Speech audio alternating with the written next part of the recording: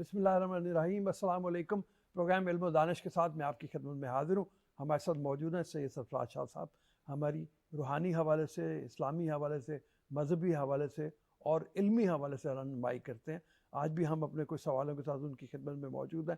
تو بغیر توقف کے السلام علیکم جناب. وعلیکم السلام. ہم نے بہت سی گفتگو کی اس حوالے سے کہ انسان کتنا بااختیار ہے، کتنا بے اختیار ہے، اور بہت سے موقعوں کے اوپر آپ نے اس کو کافی تشریح اس کی لمبی کی ہے. لیکن ایک چیز اسی انسان کے حوالے سے ہو جاتی ہے کہ جو انسان اتنا بااختیار ہے، یہاں تک کہ اس وقت اگر دیکھا جائے تو اس دنیا میں ایک ایجادات کی وسیع کائنات ہے جس تک انسان نے اپنی رسائی حاصل کی ہے، اس کو تسخیر کر لیا ہے، گلوبلائزیشن ہو گئی ہے. لیکن انسان دن بدن تنہا بھی ہوتا جا رہا ہے اور بے سکون بھی ہوتا چلا جا رہا ہے. اس بے سکونی کی وجہ کیا؟ جب اس کو اتنا کچھ مل گیا پھر وہ بے سکون کیوں ہے؟ یہ لوگ بہت سوال پوچھتے ہیں. اسی حوالے سے میرے خیال میں ہم اپنے پروگرام کا آغاز کرتے ہیں. انسان بے سکون کیوں ہے آج کا؟ بسم اللہ الرحمن الرحیم. رب صاحب، تصوف میں ہم ایک بات یہ کہتے ہیں کہ انسان نے ابھی تک کوئی چیز ایجاد نہیں کی ہے، دریافت کی ہے. ٹھیک ہے. اس لیے کہ یہ تمام چیزیں جو دریافت کر رہا ہے وہ پہلے سے موجود ہیں. ایجاد وہ ہوتی ہے جو بالکل ایک نئی چیز کو پیدا کر لے. لا شے میں سے شے پیدا کی جائے جس پہ صرف اللہ قادر ہے، ایک لحاظ سے دیکھا جائے تو. جی. تو یہ ساری چیزیں جن کو ہم ایجادات کہتے ہیں یہ در حقیقت دریافت ہیں. یہ انسان کو ایک آرام دہ پرآسائش زندگی پرووائڈ کر رہی ہیں. جو مادی چیزیں ہیں وہ بھی بہت میسر آئی ہیں انسان کو. آپ نے بجا فرمایا کہ اتنا کچھ حاصل ہو جانے کے بعد بھی انسان بے سکون ہے، بے چین ہے. بالکل درست ہے یہ بات. انسانی فطرت میں جہاں اور بہت سی چیزیں ہیں وہاں ہرس کا ایلیمنٹ بھی ہے، توقع کہ انسان اسے کنٹرول نہ کر لے. موجود ہے. جیسے غصہ ہر شخص میں ہے، لیکن کچھ انسانوں کو رب تعالیٰ یہ توفیق بخش دیتا ہے کہ وہ اپنے غصے پہ قابو پا لیتے ہیں. غصہ آتا ہے لیکن پی جاتے ہیں، ظاہر نہیں ہونے دیتے. اسی طرح ہرس ہماری جبلت میں شامل ہے، ہمارے سچوس میں شامل ہے، لیکن ہم اسے کنٹرول کرتے ہیں. تو جو زیادہ چیزیں ہمیں میسر آ رہی ہیں ہمارے اندر ہرس بڑھ رہی ہے اور کی. تو یہ جو اور لا والی بات ہے اس نے ہمیں بے چین کر رکھا ہے. ایک بات تو یہ ہو گئی. جو ہم سائنسی طور پر بہت آگے گئے، اس کا ایک لازمی نتیجہ یہ پہنچا کہ ہمارے یہاں مورل ویلیوز سے ایک شفٹ، گریجول شفٹ آیا ہے میٹیریل چیزوں کی طرف. آج سے 60-70 سال پہلے ہم ہی تھے، لیکن ہماری زندگی میں جو سب سے امپورٹنٹ چیز تھی وہ مورل ویلیوز تھی. انہی مورل ویلیوز کے نتیجے کے طور پہ جوائنٹ فیملی سسٹم بھی ہمارا چل رہا تھا.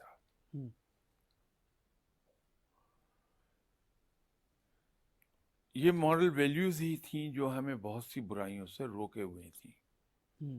مثلا رشوت، آج سے 50 سال 60 سال پہلے کا زمانہ یاد کیجئے.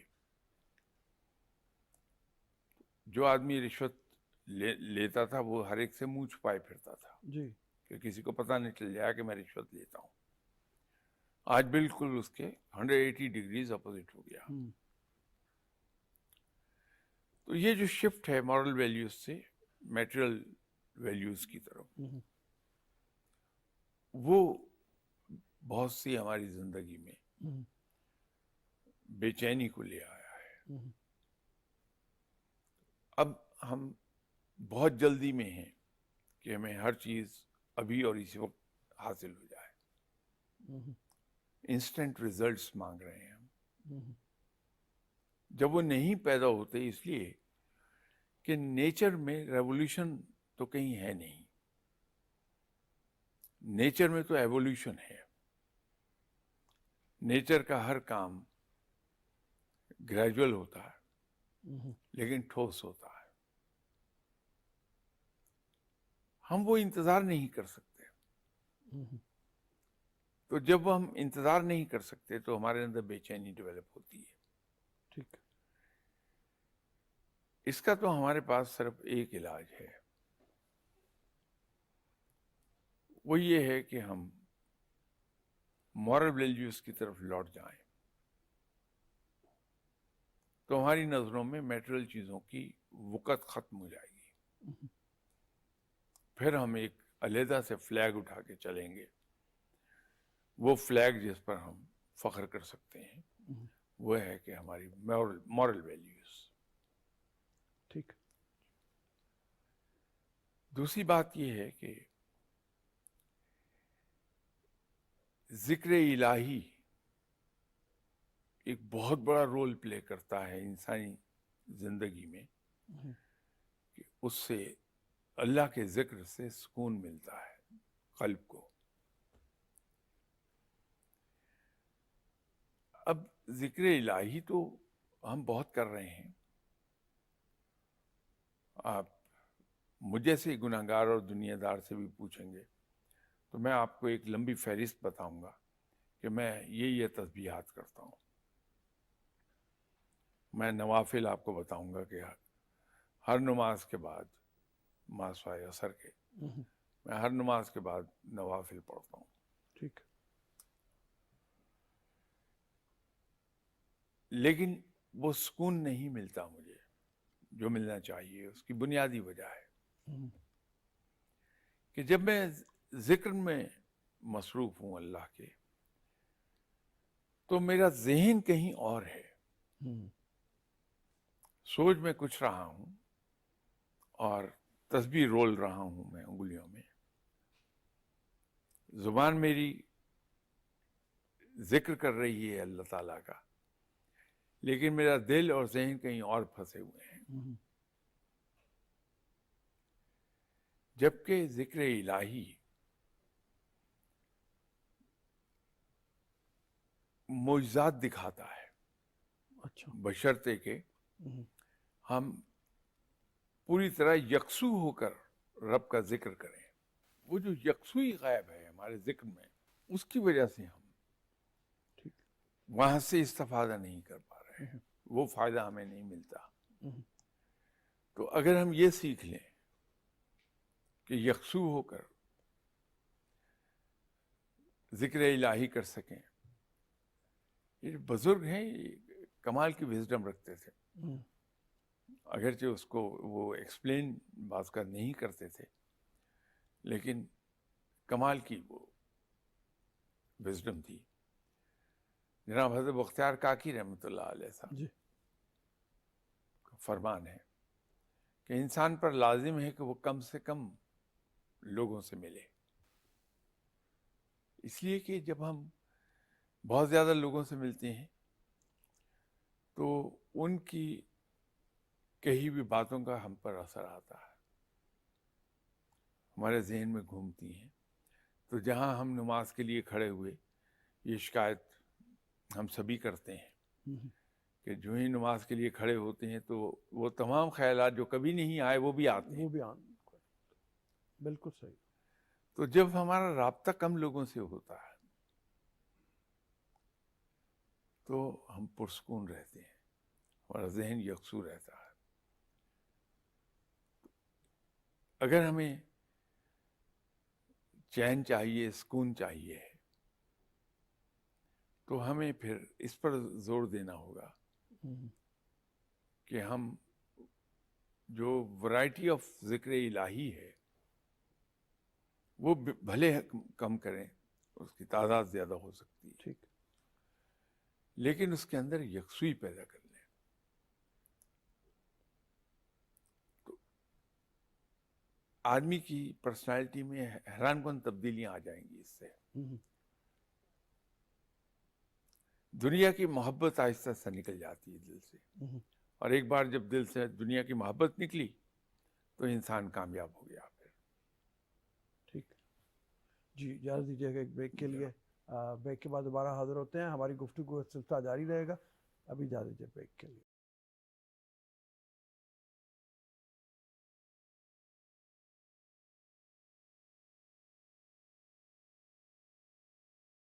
بریک کے بعد اچھا، مغرب میں اگر دیکھا جائے جہاں پہ انسان زیادہ تنہائی کا شکار ہے، تو اس کی تو ایک وجہ سمجھ میں آتی ہے، اور وجہ سمجھ میں آتی ہے وہ یہ ہے کہ انہوں نے اسٹیٹ اور چرچ کے جو باہمی تصادم ہے، جہاں پہ حکومت ایک طرف ہو گئی اور مذہبی عناصر ایک طرف ہو گئے، اور مذہبی عناصر نے جو مذہب کی شکل بگاڑ کے رکھ دی تھی، اس بگڑی شکل کے ساتھ جب اسٹیٹ نے ان کو باہر نکال دیا تو ایک طرح سے تصور خدا کو بھی باہر نکال دیا.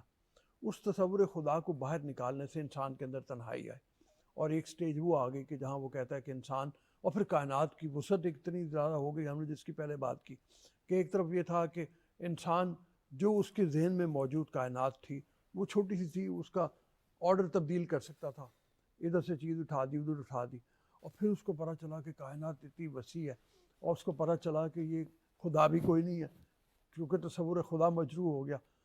تو اس نے اتنی بڑے خوف کے ساتھ تنہائی کو پیدا کیا کہ جس کی کوئی حد نہیں. جہاں سے نتیجہ ہم یہ نکال رہے ہیں کہ اگر ہم تصور خدا کو اپنی زندگی سے نکالیں گے تو پھر اسی طرح کی تنہائی کا شکار ہوں گے جس طرح کی تنہائی کا مغرب والے شکار ہوئے ہیں. اس بارے میں کچھ فرمائیے ارشاد آپ. اصل میں مغرب جہاں ٹریک سے ہٹا ہے وہ یہ ہے کہ انہوں نے زندگی کو دو حصوں میں تقسیم کر لیا. ایک مذہب، اس کو عبادات، اور دوسری طرف دنیا داری.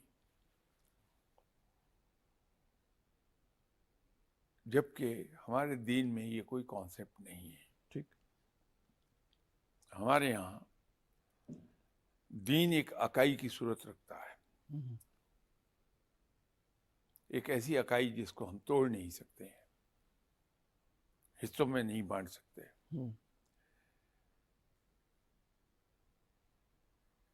یہ عام طور پر ہم سنتے ہیں کہ صاحب مسلمان کا سونا بھی عبادت ہے، جی، مومن کا سونا بھی عبادت سونا ہے. بھی عبادت ہے.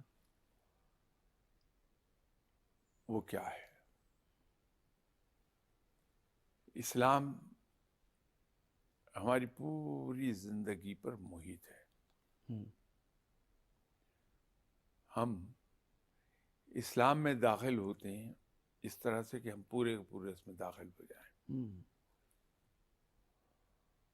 تو جب ہم پورے کے پورے اس میں داخل ہوتے ہیں تو ہماری زندگی کا کوئی ایسپیکٹ ایسا نہیں ہے جو اس سے باہر ہو جائے.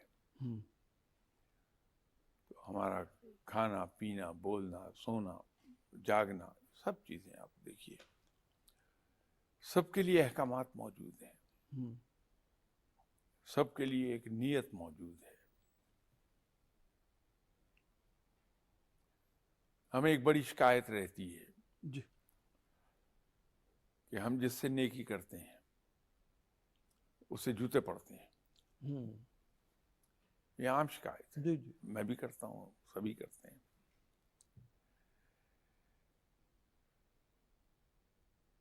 در حقیقت ہوتا کیا ہے؟ یہاں نیت کا فرق آ جاتا ہے. اگر میں کسی کے ساتھ احسن سلوک کرتا ہوں تو میں اس لیے کروں گا، اس کے پیچھے دو ہی صورتیں ہو سکتی ہیں. یا تو لوگ مجھے اچھا کہیں، یا جس سے میں آج احسن سلوک کر رہا ہوں وہ جواباً میرے ساتھ احسن سلوک کرے. جبکہ ہونا یہ چاہیے کہ میری ہر نیکی صرف اس لیے ہو کہ میں رب کو راضی کرنے کے لیے کر رہا ہوں، کہ میرا رب راضی ہو جائے. جب نیت میری یہ ہو جائے گی کہ میرا رب مجھ سے راضی ہو جائے، تو پھر جس کے ساتھ میں نے احسن سلوک کیا ہے، اگر وہ مجھے جوتے بھی مارے تو مجھے فرق یوں نہیں پڑتا کہ میں نے تو جو کچھ کیا تھا کیا ہی رب کے لیے تھا. میرا معاملہ میرے رب کے ساتھ ہے. تو یہ تو ایک چھوٹی سی میں نے اگزامپل آپ کو دی تھی. ہمیں گورن کرتا ہے ہمارا دین. ہماری ہر چیز دینی احکامات کے ماتحت ہے. ہمیں اس کے مطابق اپنے رویوں کو ڈھالنا ہے. مغرب نے یہ نہیں کیا. مغرب نے دنیا کو علیحدہ کر لیا کہ یہ ہم ڈیل کر رہے ہیں، یہ رن ہوگا بزنس کے اصولوں پر. رولز آف دی گیم جو ہیں وہ ہم مغرب نے بنا لیے ہر ایک علیحدہ، اور عبادات کو اپنی زندگی سے نکال کے وہ ایک پرسنل معاملہ بنا کے علیحدہ رکھ دیا اس نے. یہ ہر آدمی کا یہ انڈیویجول معاملہ ہے. اسلام میں ایسا نہیں ہے. ٹھیک. تو جب ہم ایسا کر لیں گے جو مغرب نے کیا ہے، تو وہاں پر ایک انفرادیت نیگیٹو سینس میں آ جائے گی کہ جو کچھ میرا ہے وہ صرف میرا ہے، جو کچھ آپ کا ہے وہ صرف آپ کا ہے، اس پر کسی کا کوئی حق نہیں ہے. جب یہ کانسیپٹ ڈیولپ ہو جائے گا سوسائٹی میں ہماری، تو ہم تنہائی کا شکار ہو جائیں گے. کیونکہ وہ جو آپس کا بانڈ ہے وہ بانڈ بالکل ختم ہو گیا. اگر آپ اجازت دیجیے ایک چھوٹی سی بریک لے لیتے ہیں یہاں پہ. بریک کے بعد دوبارہ حاضر ہوں گے آپ کی خدمت میں. اسی حوالے سے کچھ یہ بات کریں گے، شاید ہماری زندگی سے برکت کم ہو گئی ہے، جس کی بنیاد پہ ہمارے کچھ اس طرح کے مسائل ہو جاتے ہیں جس میں ہم تنہائی کا شکار ہوتے ہیں یا ڈپریشن کا شکار ہوتے ہیں. شاہ صاحب سے پوچھیں گے کہ برکت اگر کم ہوتی ہے، ہمیں محسوس ہوتی ہے، تو اس کا کیا علاج ہے، اس کے لیے کیا کیا جائے. ابھی اجازت دیجیے بریک.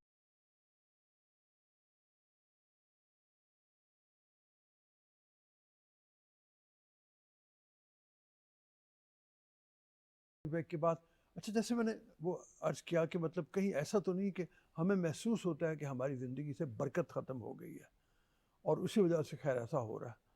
تو خیر و برکت ایک طرح سے دیکھا جائے وہ اللہ تعالیٰ کی طرف سے تو موجود ہے، ہم نے شاید خود اس کو ختم کر دیا ہے جس کی بنیاد پہ ہم ایسے مسائل کا شکار ہو رہے ہیں.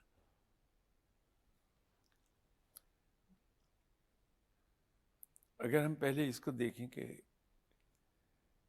برکت کن معنوں میں ہم استعمال کرتے ہیں. یہ لفظ پرشین میں بھی رائج ہے، ٹھیک، اور عربی میں بھی رائج. عربی میں بھی ہے جی. عربی میں برکت کو کئی معنوں میں لیا جاتا ہے. عربی بہت فصیح و بلیغ زبان ہے. ایک معنی اس کے وافر ہونے کے بھی ہیں. ٹھیک ہے. یہ تو اس کے لفظی معنی ہیں. اصطلاحاً ہم اس کو ان معنوں میں لیتے ہیں کہ ہماری تھوڑی چیز میں گزارا زیادہ بہتر ہو جائے. کہ اگر میرے پاس ایک پاؤ چنے ہیں، اللہ اس میں برکت عطا فرمائے، تو میں 100 آدمیوں میں تقسیم کر دیتا ہوں اور وہ ہو جاتے ہیں. تو ہم اس کو اصطلاحاً برکت کو ان معنوں میں سمجھیں گے. ٹھیک. جہاں ہرس آ جائے گی وہاں برکت ختم ہو جاتی ہے۔ بابا اشفاق کی بات یاد آ گئی، ان کا پروگرام زاویہ اسی ٹی وی سے چلا کرتا تھا، پاکستان ٹیلی ویژن کی طرف سے، جب وہ بار بار ارشاد کرتے ہیں، ارشاد فرماتے ہیں کہ جو کچھ تم دے رہے ہو کسی کو وہ اللہ کے دیے میں سے دے رہے ہو۔ اور اس پہ ابن انشا نے بھی بہت طویل مطلب مضامین ہے، آپ نے بھی کئی بار اس کو مجھے یاد دلایا واقعے کو۔ تو مطلب یہ ہے کہ جو کچھ ہم دے رہے ہیں وہ اللہ کے دیے میں سے دے رہے ہیں، اپنے پاس سے کچھ نہیں دے رہے۔ بے شک اس سبق کو اگر انسان یاد رہے، نہ کوئی ڈپریشن رہے گا، نہ کوئی تنہائی کا شکار ہوگا، بے بلکہ شک لوگ قریب آنا شروع ہو جائیں گے آپ بے کے۔ شک بے شک۔ اس بارے میں ارشاد فرمائیے گا کچھ مطلب؟ نہیں، یہ تو بڑا سادہ سا نسخہ جی ہے رب تعالیٰ سے وسیع تر رزق حاصل کرنے کا، کہ ہم اس کے بندوں میں آسانیاں تقسیم کرنی شروع کر دیں۔ یہ اشفاق صاحب کا جملہ ہے اصل جی میں۔ جب ہم دوسروں میں آسانیاں تقسیم کرتے ہیں تو رب تعالیٰ ہمارے لیے آسانیاں پیدا کر دیتا ہے۔ ہم رزق وسیع چاہتے ہیں تو جو کچھ بھی ہمارے پاس ہے whatever little it is، ہم دوسروں میں کھلے دل سے تقسیم کر دیں، لیکن اس نیت سے نہیں کہ کئی گنا ہو کے وہ لوٹ آئے گا، اس نیت سے کہ میرا رب راضی ہوگا۔ اصل بات یہ ہے کہ جب ہماری زندگی کا مطمع نظر ایک ہو جاتا ہے کہ میرا رب مجھ سے راضی ہو جائے، تو معاملات خود ٹھیک ہو جاتے ہیں، انسان صحیح راہ پر چل نکلتا ہے۔ تو زور اس پر دینا چاہیے اپنی زندگی میں کہ میرا رب مجھ سے راضی ہو جائے۔ ٹھیک فلاح ہی فلاح ہے اس میں، ہر طرح کی۔ ٹھیک ہے، اگر آپ اجازت دیجیے اس پروگرام کو یہاں ختم کرتے ہیں۔ جناب جیسے شاہ صاحب نے آخر میں ایک جملہ ارشاد فرمایا کہ زور اس پہ دینا چاہیے کہ میرا رب مجھ سے راضی ہو جائے، یہاں تک کہ واصف علی واصف صاحب کی جو ایک دعا ہے وہ کہتے ہیں دعا بھی ایسے مانگو کہ یا اللہ ایسا ہو جائے کہ میں بھی خوش ہو جاؤں اور آپ بھی راضی ہو جاؤ مجھ سے، تو دعا میں اثر بھی زیادہ ہو جائے گا۔ ابھی اجازت دیجیے، اگلے پروگرام میں پھر آپ سے ملیں گے۔